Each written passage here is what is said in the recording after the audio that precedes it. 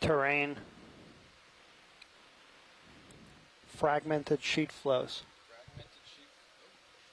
Yeah, fragmented sheet flows is kind of interesting just because, as I was pointing out earlier, the entire dive has been spent ascending this ridge full of rubbly debris and broken up lava flows where you can't even see any kind of the primary structures from the flow. And right now what we're looking at is an eruption that produced a sheet flow. So sheet flows come from a volcanic eruption with high rates of lava production. The lava turns into a sheet because it maintains heat and hasn't cooled down to a density that's great enough for it to start slowing down into pillow lavas. So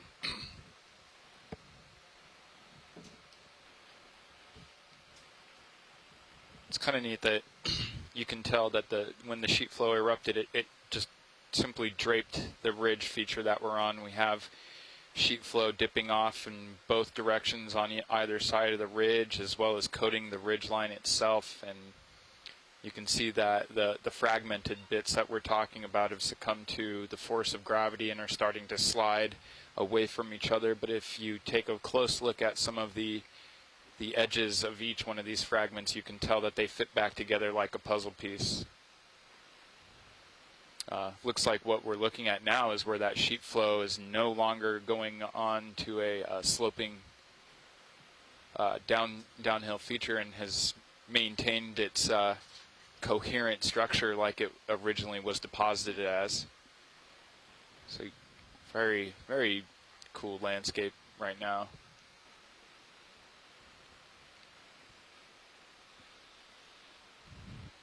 Yeah, and again, the currents have been pretty negligible to non-existent at all, but as Jonathan pointed out a couple times, and right where we landed actually, so there was a few patches of sediment where you could see sand ripples forming, and those were kind of perpendicular to the axis, so giving your indication of where currents are coming from when they do come. Yeah, and I think when those ripples are forming, at least most of the times that I have observed those ripples, they have had a consistently, like Dan said, perpendicular to the axis of the ridge orientation, indicating that the current is going against us or down in parallel to the ridge axis. Hi, Dan. Jonathan. At an appropriate time, if you're passing one of these whips that I just noticed went off screen to the left, there's one of the whips that's kind of, instead of being perfectly perpendicular, upright, it curves a little bit. And at an appropriate time, there's plenty of them. If you could get just a close-up, can be as you're flying by, of the polyps, that'd be useful to compare to that one that we looked at earlier that was branching. Thank you. Roger that, Scott. So you're looking for a branched or sparsely branched whip coral, right? Off to the left. No, an unbranched. Unbranched. Okay, got it. So the one that's just to the right of the screen now? Yeah, that may be appropriate. Perfect. Since we're right here, why not? Yeah, and so that's going to be a nice close-up. So yeah, there's a request to get a close-up of this guy.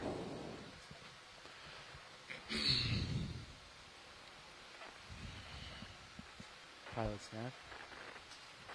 Yeah, go ahead. So that ship move is complete. Let's hold it then. Copy.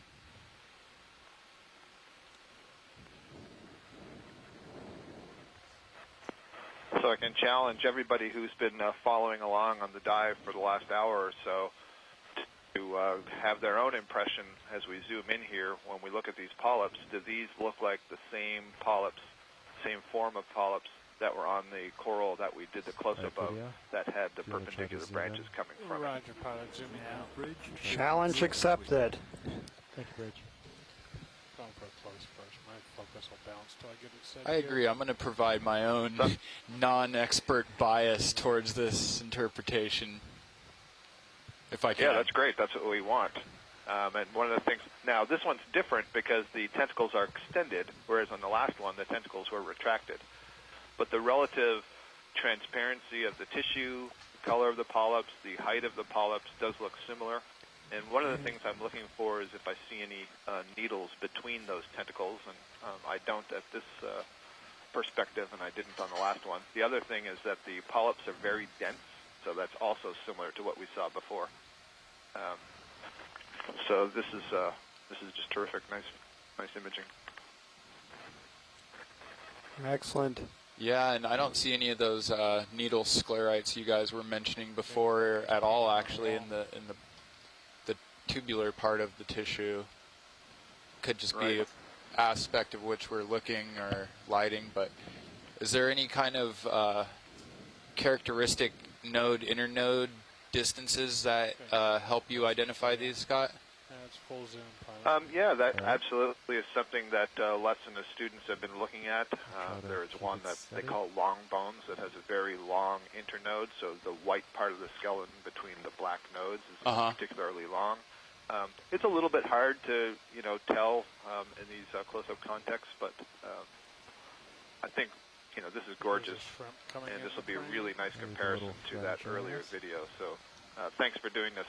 My impression here is that initially these are the same thing, and so it's very interesting. When we back away and see this in a whole shot, you're going to see it's just a whip. There are no branches. Well, there's a very helpful shrimp.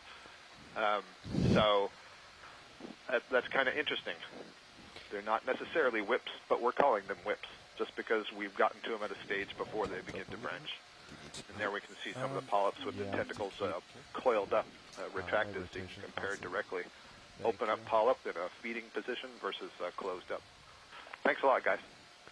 Yeah, and so Scott, I just have a photo up here of one of the images we took last year, and so that one's labeled as keratoisonite C1 clade. Is that the same thing we're looking at right now? It looks like the same based on just this, the C1 clade. Yeah, so the C1 clade is the, I'll say, characteristic, typical seamount, mid-ocean ridge whip bamboo coral. They tend to go really tall, have this sort of wiggly morphology you're seeing. So yes, absolutely, this could be the same thing.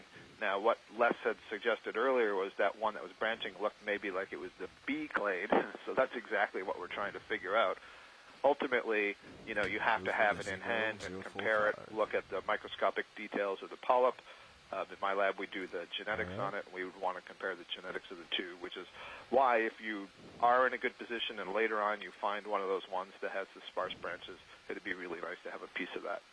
I understand all the constraints, so don't worry about it. Yeah, roger that, Scott. We'll keep our eyes open for you, and then thanks for calling in. Yeah, so that is thank you. Scott France from the University of Louisiana at Lafayette, one of the most foremost expert on these group of deep sea corals.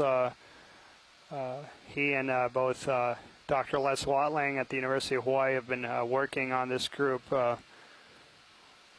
continuously, and so there's a lot of things to be answered, and it hopefully will be answered in the near future. This little guy seems Yeah, to like us. he likes attention.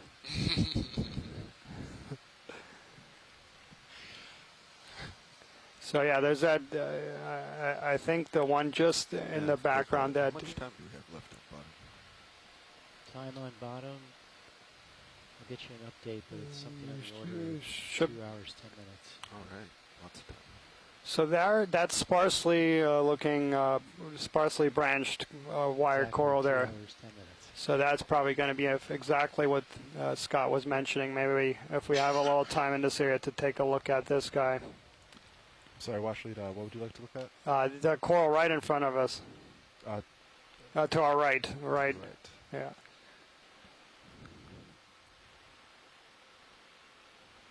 Dry lab, Nat.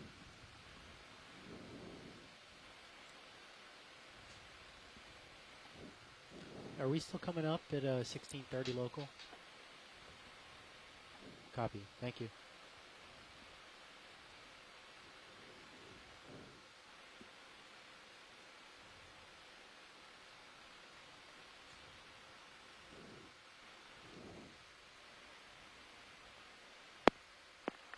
Hey, it's me again. I just noticed the screen. I was typing there in the event log, but I see the screen. This is a really interesting thing. I predict there might be an anemone in that tangle of branches. Yeah, we'll take a look for you, Scott. So one of the things that became so interesting last year is we thought we were seeing these mutants, because you don't see this kind of thing where there's almost like a knot, a tangle of branches all arising from one place. It's extremely unusual, and we only saw it, I think, once, maybe twice last year, and now here's another one. It's kind of a head-scratcher. And when we looked at the one last year, we saw that there had clearly been damage, and an anemone was growing on the skeleton right at the point where all those branches were coming out. So one of the hypotheses has been that the reason you see these whips begin to branch is that there's been some damage to the tissue on the branch. And as it's recovering, it begins to put out a new axis. And so that's what the branch is. Roger. That's why I asked earlier if we could do that close-up. I was trying to see, could I see anything about the skeleton that suggested there was a swelling or a disruption in the tissue that might have suggested earlier damage. If you want to come out, I'll try to get closer. Yeah, I feel like we're a little far away. That's very interesting, Scott. Yeah, and we are going to try to get you as close a look as we can to that. What you suggest is a major anemone roadblock there in the middle. We'll see if that's in fact what it might be. That's a good way to put it.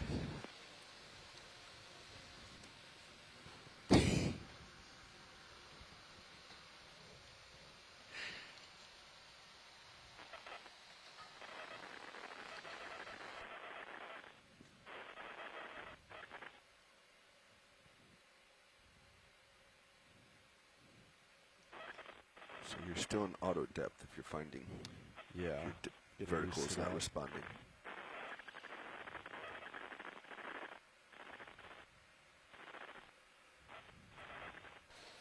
Still quite a ways Our out. depth is 1,639 meters. We're approximately have 2 hours left here on the bottom. We're diving on an unnamed seamount about 90 miles southeast of Pern Hermes Atoll, up in the northwestern Hawaiian Islands, part of the Papahanaumokuakea Marine National Monument. A very special place. We know so much about the shallow reefs of this region and the terrestrial ecosystems, which are incredibly unique and diverse and special. And but the vast majority of the area of this monument is in very deep waters, and so these are the very first time that we're imaging a lot of these systems, and it's very exciting that we can share these images in real time.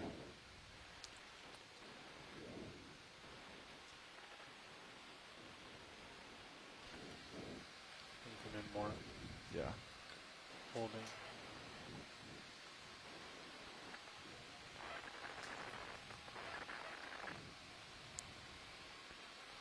There's definitely something unusual in the center of that mass. Yeah. Now, I don't think I'm seeing any scleroids either. Trying to keep that in frame for us. Yeah. We're doing okay here. Yeah, that is. So I can't tell. Maybe you guys in the ship can tell. Does that look like there's an anemone or a cup coral in there, or is it just yeah, you can't. odd? Yeah, you can't say from here, Scott. Yeah, if there's something in the middle there. Yeah, there's so many branches. Like 7. Well, this is fantastic. Thanks a lot for the close-up. Tina's suggesting it looks like a tumor. Whatever it is, there's something atypical that happens at the center here that results in all these additional branches. Well, actually, that close-up we just had kind of looked like, I don't know, maybe I'm wrong, but it looked like there was maybe an anemone tentacle in there. Your whole you see what I'm saying, right? Yes, that's the current getting me.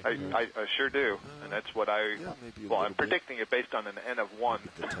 So, this would be an N of 2 now. Yeah. Yeah, I see exactly where there's a. So the polyps of the bamboo coral, so that's an octocoral, and you can see that those polyps are branched amongst themselves, so it looks like there's a couple of unbranched tentacles within that mess, which would suggest that it's something different. Absolutely. So, you know, these octocorals and these anemones have a stage of their life, a larval stage, and that larval stage is just, you know, it's not very many cells large, and it's able to swim in the water column. And so the idea here is that there was some damage to the skeleton at some point. It was probably, if you just follow the central axis all the way up to the top of the colony, you know, you probably had something like that, and then perhaps there was damage. I don't know what would have caused the damage. Perhaps a fish, I'm not sure that a sea star would have gotten all the way up there without eating the tissue below, but caused some damage to expose the skeleton below the tissue, and then the larva of that anemone was able to settle there and grow into this larger sea anemone, and that has affected all the polyps and tissue around it and of the coral, which has resulted in those various new branches. And so that's a working hypothesis. It'll be a while before we're ever able to actually verify that. We would have to get multiple samples and genetics and so on. But it's a really interesting observation. It's only the second time we've seen it, and last year was the first time we saw it, which was also on the northwest Hawaiian island chain. It was during your lake, Daniel, Lake 2. So again, thank you, video. Nice observation. Thanks everybody on board. Yeah, thanks, Scott. And so I'll just pose a question here, Scott. So do you think it's actually that it's new corals that are settling and causing those branches, or is that the original animal that's now kind of building new branches? And that, Daniel, is the million-dollar question. That's the NSF proposal right there. And it's why I have asked on a few occasions, if we can get a close-up, is there a way to tell if it looks like new growth on top of an old skeleton, or if it's a true branch? And certainly in something like that, it's far too difficult to tell. In fact, it's really difficult to tell even when you have it in your hand. So what you would need is to collect pieces of different of the branches. So let's say we got 3 branches, then do some genetic analyses to see are those all from the same individual, or is there DNA that suggests there were multiple larvae that had settled? So it's a fantastic question and one we're very eager to answer. Yeah, thanks, Scott. And yeah, so I mean, we have several unbranched black corals here, and I work with, and there's one particular species that I've also twice seen branching on it amongst thousands of other colonies that are never branched, and yeah, it's just so rare that to see that. And then Did I increase my height a bit? So say I'm at 1.2. But yeah, I should back up, Daniel, and sorry, I should back up and say that given that all of those branches are coming from a central point where that presumed anemone is, that is probably truly branches of that colony, you know, responding to some kind of injury, damage, possibly a mutation. But in other cases, like that very sparsely branched one that we were imaging before, that's less clear if it's branching or settlement. I'm beginning to think I've seen it enough times now that it is truly branching, and so then the question is, well, why does it take so long to branch? Why is it so sparsely branched compared to other things? And I'll let you go so you can chase the fish. Thank you so much, Scott. Yeah, so that was another synaptobranchic eel. Did someone tell you to use all or is that just you? I was just testing it out. Do you usually not Look use it? like so we at least 2 species we saw in this particular dive. So we did see Brevidorsalis earlier, and then the other one that's either a Finis or Coplea. Your first trying here. My guess, yeah, it's definitely one of those two, because those are the 2 we know of that exist in this area. No, that's good to know. I took it off. And once you can master doing it by hand, then you can use the autopilots to help you out. All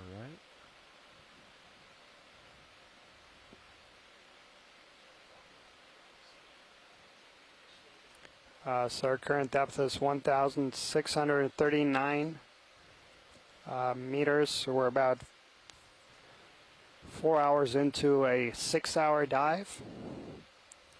So we'll be kicking off the bottom in under 2 hours. It's been a very interesting dive. I know for the geologists, it's brought a completely new perspective to some of these places in the Hawaiian archipelago, different environments, different terrain, and very glad that we collected those 2 samples. We did collect one biological sample, so we do still have one biological specimen remaining to be collected, and we'll keep our eye out. I know there's a couple of potential targets.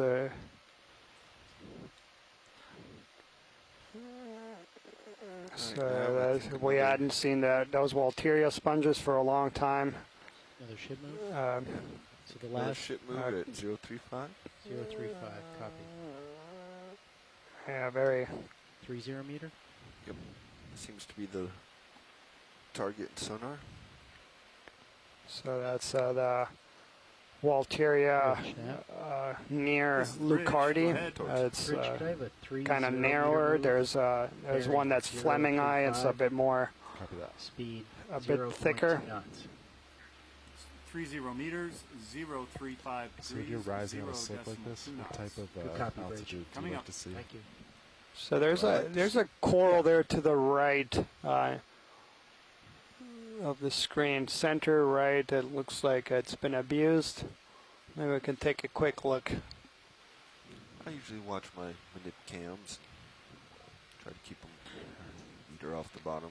So I suspect that's Bathypathy's colony that's lost several of its Sort of just get a branches and trying to stay. and yeah, Tina, I saw it immediately. So again, we'll just take a look if we see that polynoid polychaete and what else we see in this unusual colony. Just coming in there. Thank you.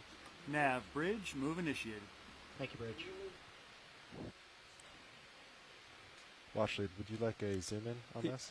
Yes, please. And then in particular, there's like a dark spot on the main stem. Yeah, as we zoom in, we'll see it. Copilot, would you want to take my main Yep, HG? I got it. All right, video, if you want to try to zoom in with me. Sure. What's our target? I believe center. Yeah, exactly. Yes. So that dark spot right in the center there below that squat lobster. Yeah, and so again, So you're drifting out back. Okay. so you're looking at a black coral, and that's the species Bathypathes near alternata, based on that alternating branching pattern. So you can see that the side branches come out in a kind of an alternating fashion off the main stem. Which is fine. Then there's a squat lobster below it. You can also see that a couple of portions of the skeleton there are exposed. The tissue is gone, and you can see that the color of the skeleton is dark black. And then that dark black spot in the middle of it, that's a scale worm. And this is a association we've seen pretty much on every colony that we get a close enough view, is that you see that scale worm kind of nestled amongst the soft tissues of the black coral. And the soft tissues of the black coral are actually modified, and they form kind of a tunnel. So they've kind of given way. And then at the bottom, we also see a branched hydroid in the foreground, and that's going to be, those are very difficult to tell. And so right now, they're in our gallery as Hydrodoylena. So feel free. And there's also a tube worm down there, so a nice little aggregations of all kinds of different animals coexisting here in this small space. Just going to do a little down thrust and see. Yes, you got a good down thrust on. Now you just need to change your heading slightly. Lost your down thrust. Yeah. And there's a pycnogonid there, a sea spider there in the background. That's our first pycnogonid. Washley, would you like a zoom in on the sea spider? Sure, if it's not too difficult. I'll do my best.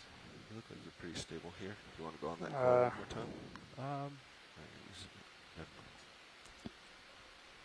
right. Doing fine. All right, let's try for the sea spider. It's behind the rock. You're not going to get it. I'm going to lift up a little.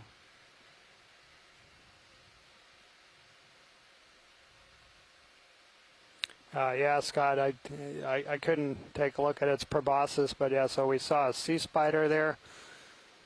It's a group of arthropods, so they're not related to terrestrial spiders, just because of their growth form. They're called spiders, but they do have typically 8 legs. There are also some that have 10 or 12 legs. And this particular group is in this family, Colossendidae, are colossal Pycnogonus, and they're very large in size, 20 to 30 centimeters in diameter in some cases.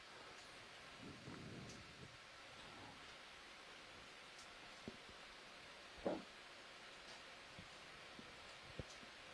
right skid looks like it's hitting, as does your left. Yeah, I was trying to stabilize. Yeah, resume. that's a fine move. I just pointing it out. Thank you. All right, video, if you want to try to give another zoom. Roger, coming in. And Copilot, if you want to take my camera. Yep. Holding partial. Well, Yeah, and I'm sliding back a little. Yeah, it looks like something, a red object right where the proboscis is.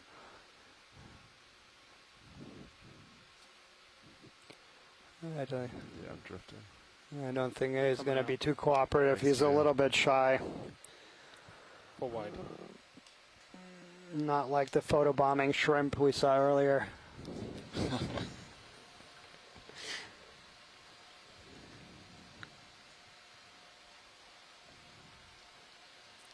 Actually, I might have to move ahead here. Yep. No, thank you very much for those. Appreciate that.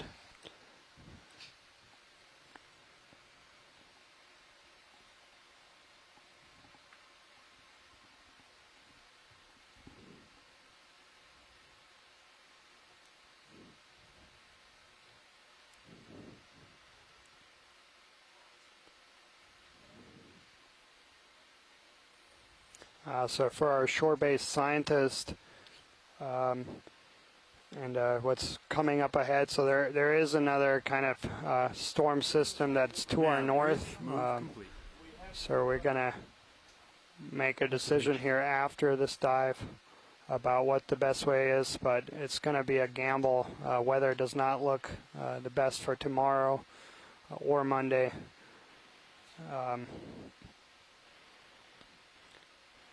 But rest assured that we'll try the very best to try to dive here every day, weather permitting, of course.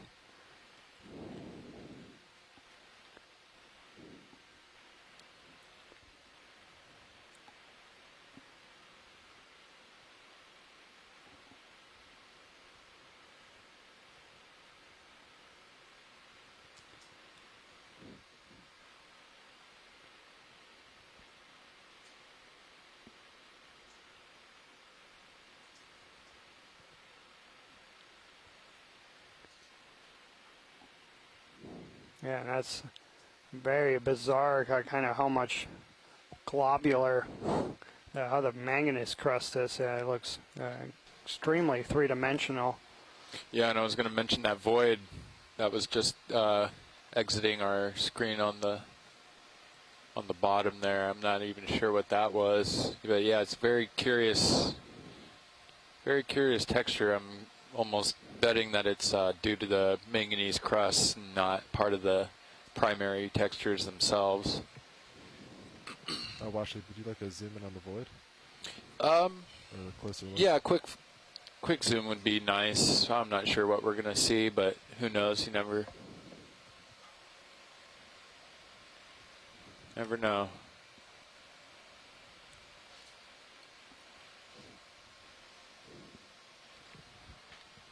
Now, is it to the left?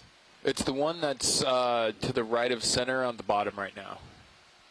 Okay. And it could just be a shadow, or it could actually truly be an opening in the rock. I don't know if we can get a good straight-in view of that or what, but yeah, it looks highly three-dimensional. It's and that looks like kind of reefs you see in shallow water where you have crustless coral and algae kind of building those kind of structures. It's very, very interesting.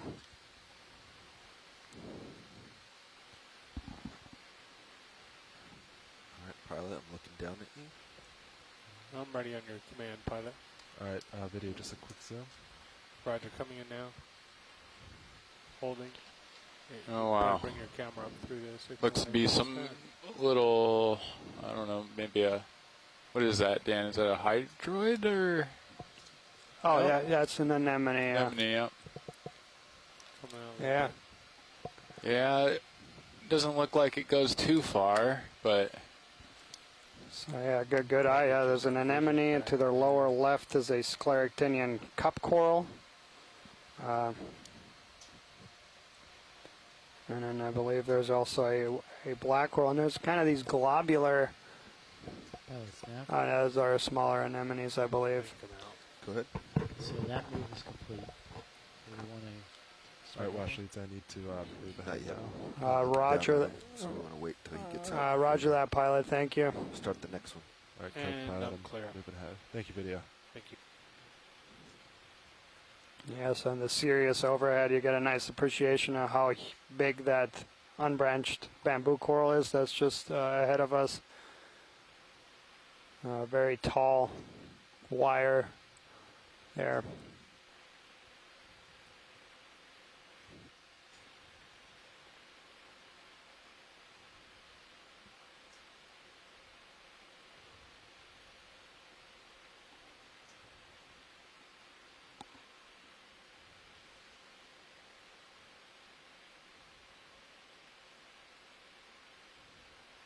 Yeah, based on the overhead image, it looks like it's as tall as the vehicle is, which is about 10 feet.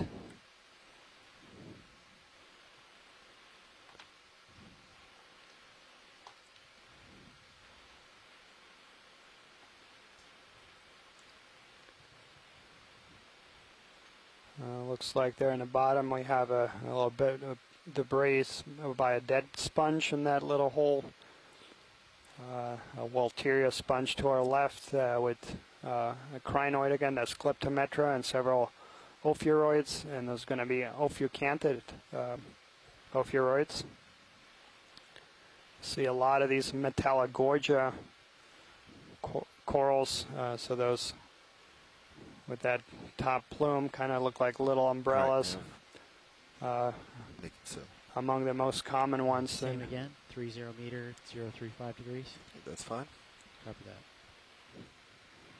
Kind of losing the ridge and getting more on the plane.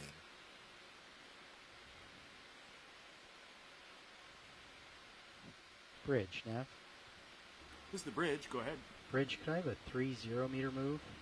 Bearing 035 degrees. Speed 0.2 knots. That's 30 meters, 035 degrees, 0.2 knots. Good copy, Bridge. Coming up. Thank you.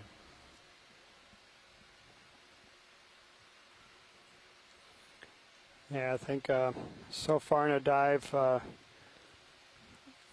community hasn't changed that much. We have one that's kind of dominated by these Walteria sponges and Poliopogon sponges with unbranched bamboo corals and Metallogorgia colonies. And then these crinoids, these feather stars, yellow crinoids also appear to be quite abundant.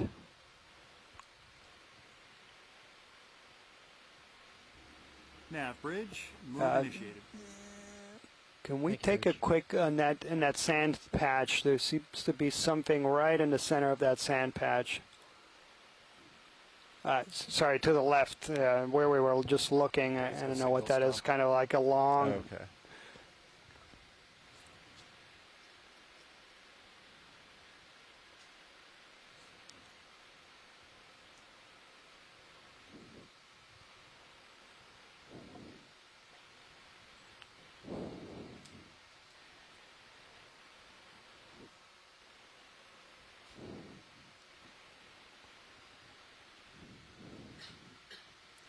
Can't tell if it's sticking up or laying down. Yeah, video. If you want to do a quick zoom. I Yeah, think roger that. looked. There's some information.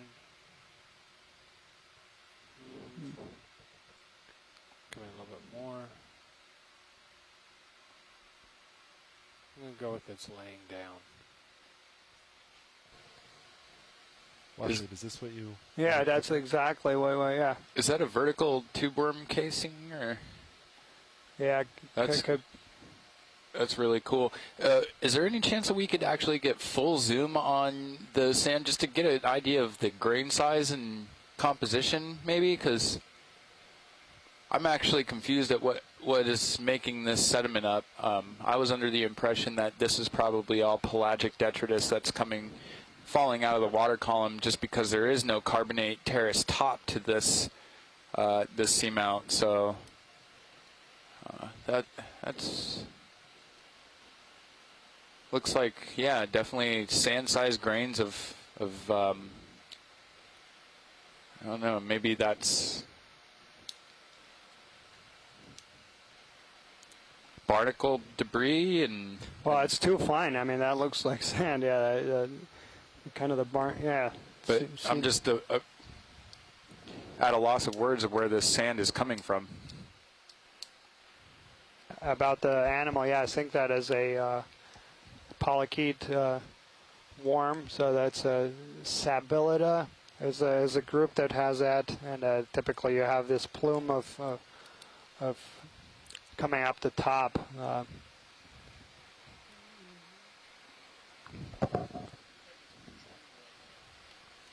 right, Washley, is anything else in the sand area you'd like to look at?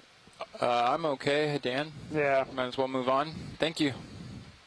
No problem. Thank you, video. You're for wide, just pushing in to get rid of the skids. You're clear.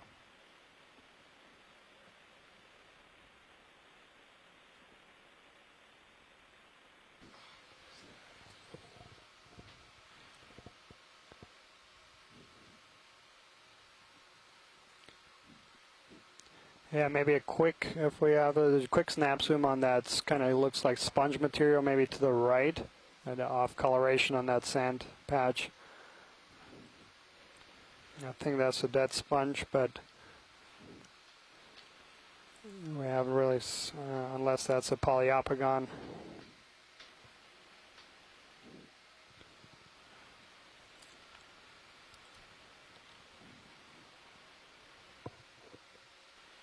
All right, video, if you want to go in. Roger, coming in. Yeah, definitely a dead sponge, but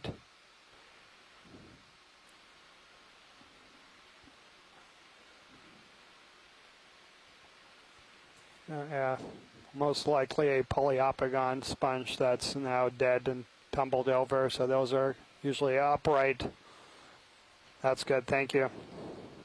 Okay, come out. Pilot video. Oh, yeah. Go ahead, video. Roger, come out.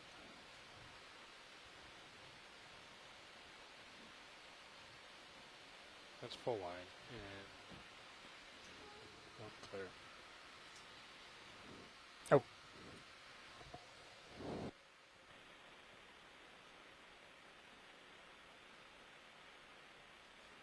The camera's still pretty far down.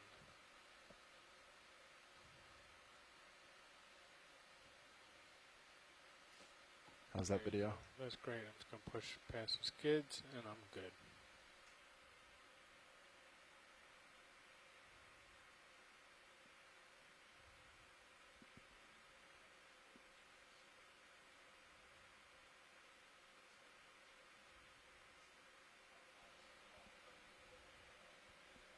Pilot snap.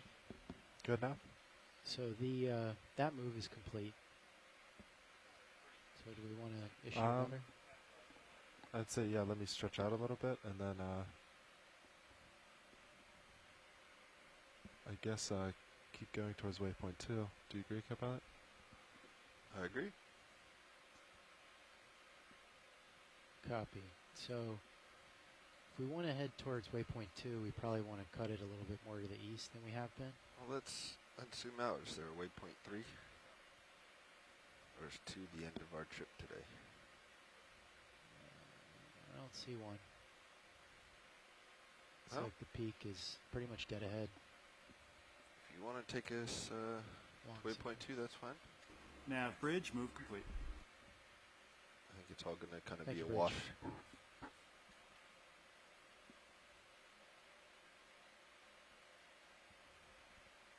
Copy that. So So it's just updating our position. So We're sort we of on our way to waypoint traveled 2, over Right now 400 we're meters. heading along 035, so I mean we're heading there, but we'll miss it.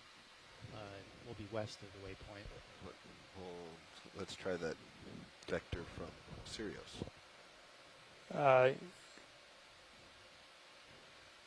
What's that? So 040, so we're not that far off. Oh, yep, you're right. Maybe bringing Sirius right over it. Copy that.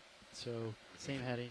You can modify a little bit, but let's drive the ship to bring Sirius right over waypoint 2. Copy. So yeah, there's actually nothing really magical about that waypoint. So we don't actually have to go exactly over it. It's more that it's a good center of the top here, watch lead, so we'll just follow that way. Yeah, roger that. As you can see on sonar, we've sort of lost any sort of ridge or higher ground, so we're just going to make our way that north and east. Yeah, and that's exactly what we expect. Is that ridge was kind of narrow on the bottom portion. It's now kind of dissipated, and it looks a lot thicker. Yeah, Copilot, so I guess I'll just make my way slowly down this. So current depth is 1,627 meters. What's that towards the left? Copy that now. Bridge, Nav. This is the bridge. Oh, yeah, Bridge sorry. a 30 meter move. No, I Bearing 041 it looked unusual. So before you just head down, I would kind of do a turn left to right. 0.2 But there is that sponge to the kind of right of center to the bottom. Right to bottom, watch lead? Yeah, that kind of looks like a cup. Okay. Let me just do a quick look around at my surroundings, and I'll make my way down. Yeah.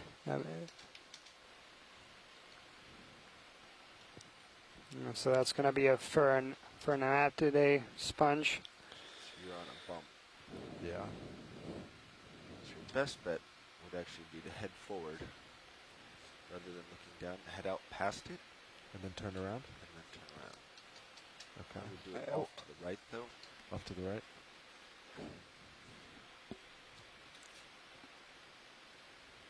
Yeah, just on your current heading.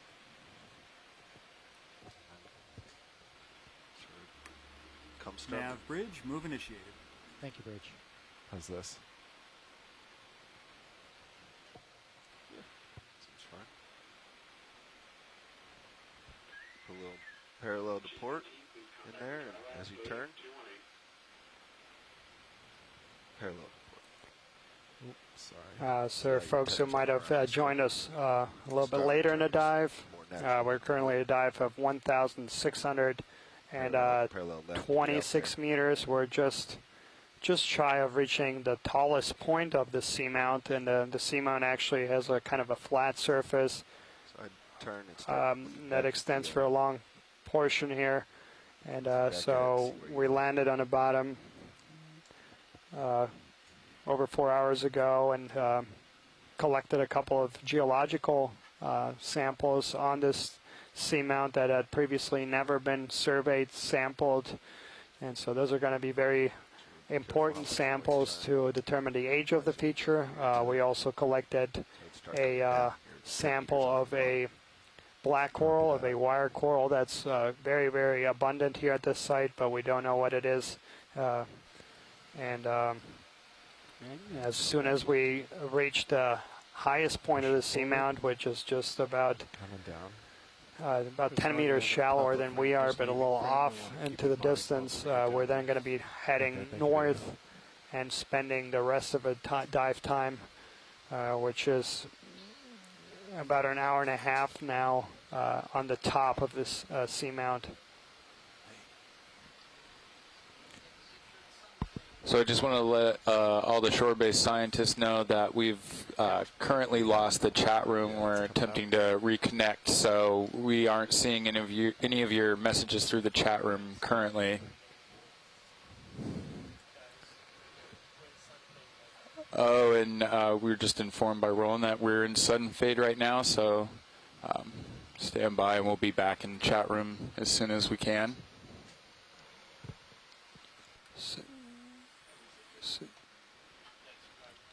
So this is again one of these wire corals, these unbranched that Scott was talking about. So if we have some time in this area, I'm sure he'll appreciate another quick zoom at that branching point there in the center. Yeah. Where that coil is.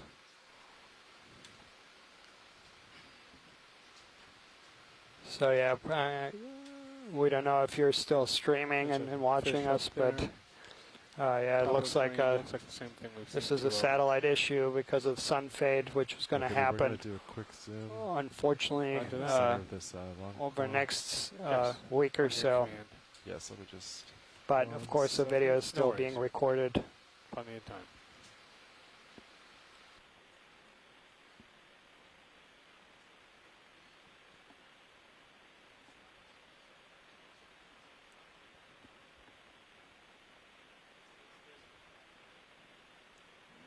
Alright, video, I think I'm stable. Oh.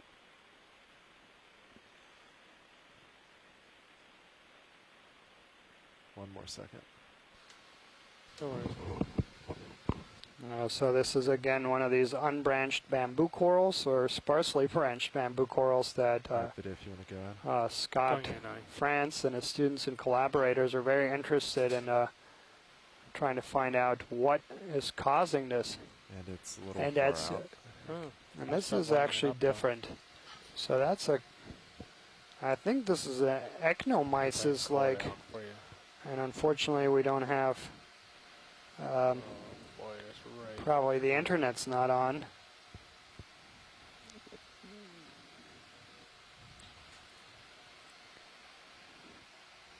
But yeah, I believe that this is, the polyps are very different than before, so that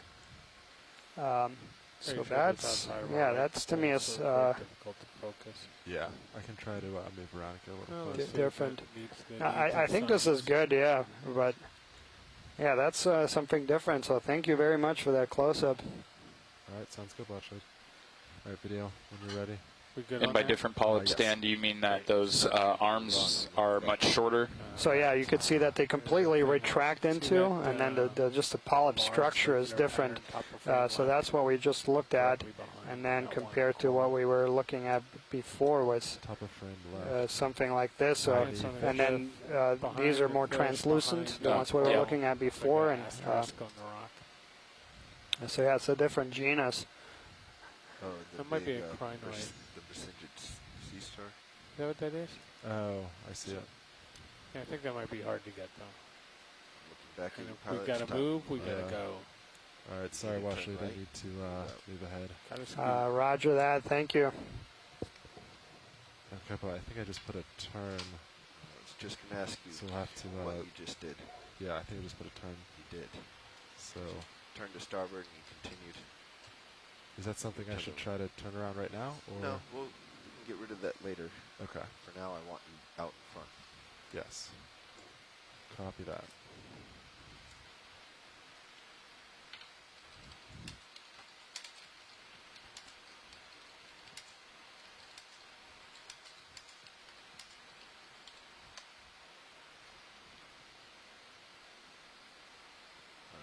Pilot, if you want, I can try leaving the camera nice iris view. It's, set so I don't manipulate it. Going back down again here. You'll have a visual reference as you gain or so lose hopefully, altitude. If you want to try that. Sure. The video's again being streamed to shore, and at least we have the chat room back. So we apologize for that temporary interruption. So that was due to sun fade. This very unusual phenomenon that's going to be haunting us for the next week or so, based on where we are, position of the sun in relation to the satellite and the ship here. Thank you, Bridge. Yes. Hi, Dan. Just wanted to let you know that the conference line is up again, and we are seeing the video on the event log. So thanks for that. Excellent. Yeah, and so Scott, I sure you missed it, but we spotted another one of these sparsely branched bamboo corals, and then when we zoomed in, the polyps were different, and they were more like the ecnomyces, and we actually took a photo of that last year of this unbranched ecnomyces-like. It looked like we just panned past an urchin to the right, but I could be wrong. I can Go back. Or a couple Oh, urchins. yeah. So there's one to the Directly left below on our feet, There's and one below on the left is more. yeah. They seem to like this not adjusting your iris. this surface a lot. Okay. So you'll see And, that it the it seems entire scene will be barren brighter to me. as you come down.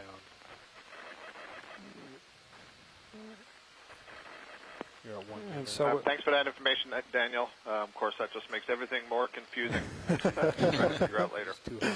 yeah, so at least it's recorded for you, Scott. But that was very different to polyps. Yeah, they were retracted, but they were more actinomyces-like. And yeah, so this is we did image one of these earlier in the dive. So this is going to be a very beautiful urchin. They're And once you get settled in the genus Tromicosoma, and the closest we have is Tromicosoma hispidum. Alright, video. I think I'm good. Okay, let's try coming in. I'm going to go for a full zoom and focus. So polychaete worm in the water column.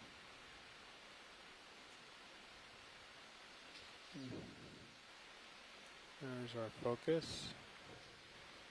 So a good spot there. Let's see if we can get walking, as it were. And there's another one of these That one unbranched black corals, kind of like a question mark in front of us. What? So I need the 1/3 roll. Yeah, except you want to lead him. You want him on the right third if he's moving the left, if we're going on Yeah. composition. Beautiful imagery. Yeah, so urchins Walking are right into the frame. I see. So you want to give him room to walk. something we haven't really seen that much on this trip. There is a couple patches when they become very abundant, It's gonna turn on you and start but they like to coming hang you. out. At least there's a couple of species that are more abundant. There's a Spirosoma, and this one's in more gravelly or soft substrate. Pretty good.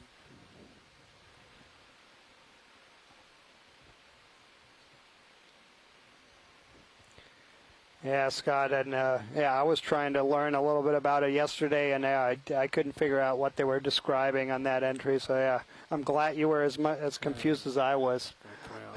We've got that image. with We that see sentence worm in particular. in the water column somewhere still. No, I don't see him.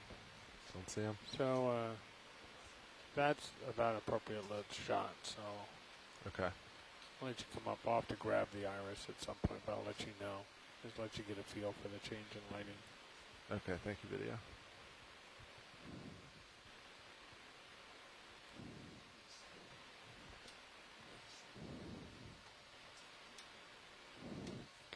Suffice it to say that it's an unusual phenomenon, and that we unfortunately will be bearing the consequences over the next week or so. So I'll probably expect to have that happening once a day here over the next week or so. There you go, Ed. There's your object again. Yeah. But on this side of the valley. What came around while we were shooting? So yeah, in the distance there is a sea star, and that's going to be in the family Bracyngidae. They almost look like ophiuroids, so that the arms are very close to that, to the top.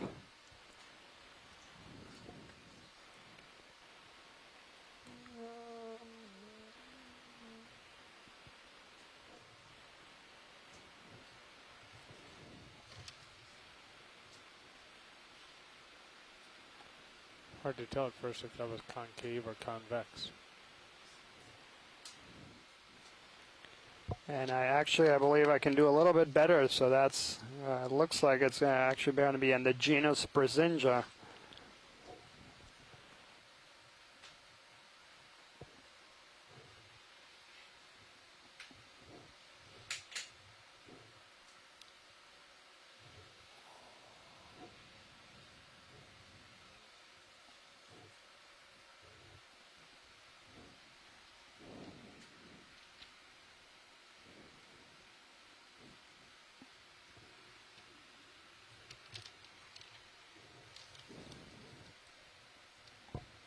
Alright, video, if you want to try to come in. Roger, coming in. Co-pilot, can you grab my AHD? I have to hold on to 6 for a little.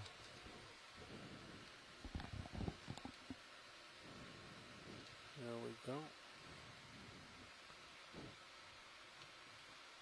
Back at the whole thing.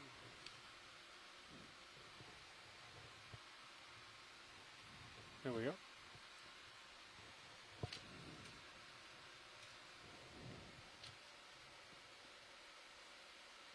Yeah, Andrea, so we did image this animal multiple times during last year's expedition in this area, and that was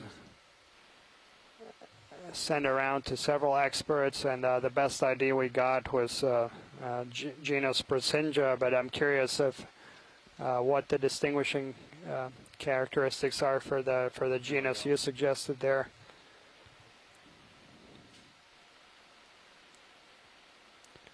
We do see a tiny, I don't know if that's, yeah, hydroid there to the side. I do believe we are. Just take a peek. Seems pretty stable. Sorry, Washley, did you see something? No, that's fine. I was just, we're good. Those guys are going to be extremely difficult to identify from images, and yeah. So I was looking at that hydroid underneath the arm of the sea star. Yeah, that's entirely but possible. Can we see that? Thank you.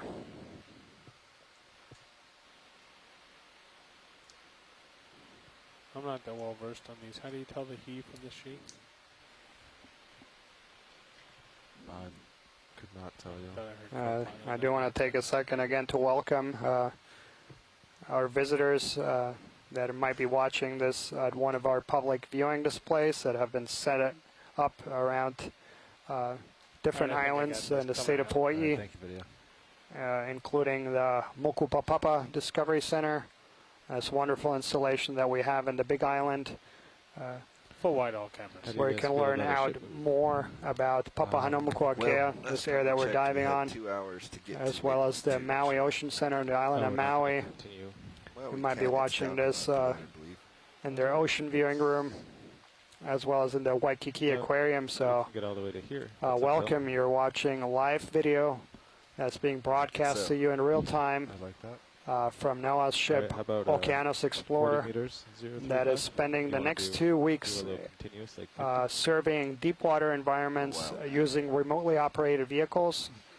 And you're Good with that, pilot? watching Yeah, sounds good to me. Thank you. live Bridge video now. feed, so that's being This is the bridge, shown go to you ahead. at the same Can I time that have a ship scientists and are watching it bearing on the ship. 0.35 degrees at 0.2 and so knots. welcome.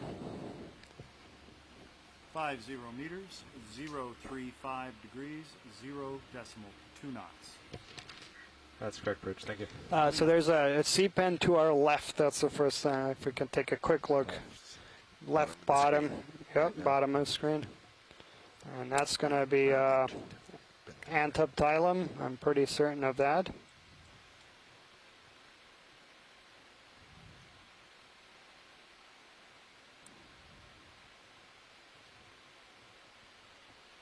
So that is a rock pen. You can see that it's attached to the rock there.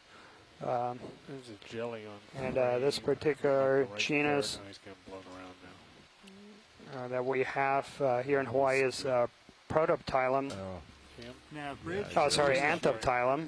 yeah. How Copy do that, you Bridge. zoom on your command? 1 second. Roger that.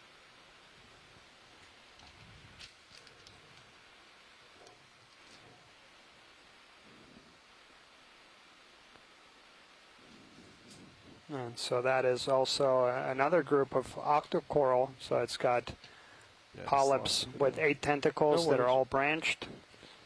So it's actually in the same larger group that coral is that's in the background, the Metallogorgia.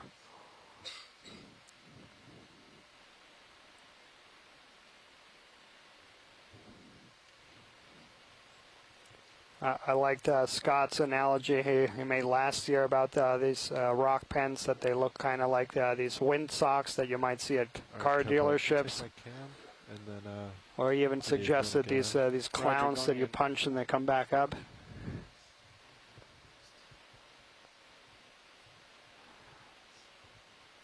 Since you're here, I'll go to the base. There's the base. Slowly come up as you go. Continue right. So yeah, great spot there. That's our first rock pen here of this dive. These can be quite abundant.